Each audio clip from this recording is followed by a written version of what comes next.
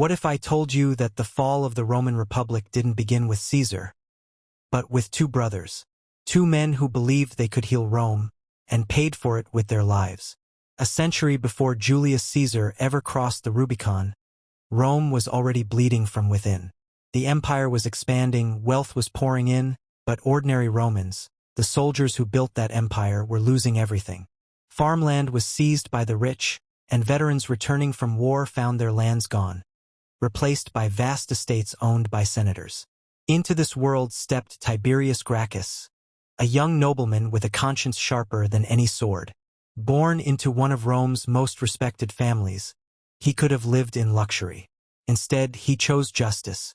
As tribune of the people, Tiberius proposed a daring reform: to take public land that had been illegally seized by the wealthy and give it back to the poor citizens of Rome. It was a plan meant to save the Republic, but to the Senate it was an act of war.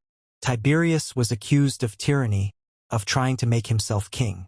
And on a chaotic day in 133 BC, senators and their followers stormed the Capitol.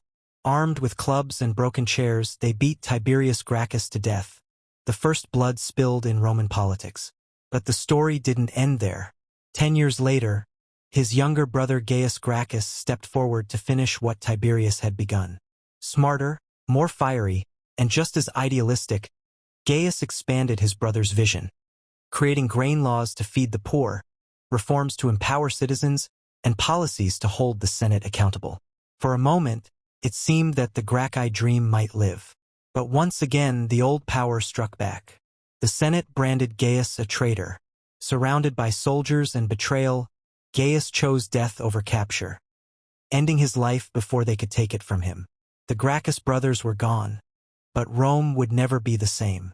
Their courage exposed the truth: that the Republic was no longer ruled by virtue, but by violence and greed. And from their blood, the long shadow of civil war began to rise. Because sometimes, the fall of a republic begins not with an emperor, but with two brothers who dared to save it.